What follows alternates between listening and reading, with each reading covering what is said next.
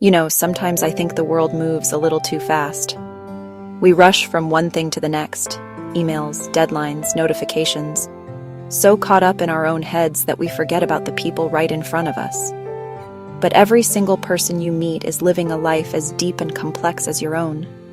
I remember this one time I was in a coffee shop, buried in my phone, when the barista just smiled and asked me how my day was. It was such a simple question, but it pulled me out of my bubble. For a moment, I saw her, not as someone just making my coffee, but as a human being. Someone with dreams, struggles, stories. That's the thing about human connection. It isn't about grand gestures or dramatic moments. It's in those tiny, everyday interactions. A kind word, a genuine smile, a moment of real attention. Sometimes all it takes is looking someone in the eye and really seeing them. Maybe you felt invisible too, like you're just another face in the crowd. Or maybe you've been the one moving too fast to notice. But every time I slow down and treat someone as a fellow human being, something shifts.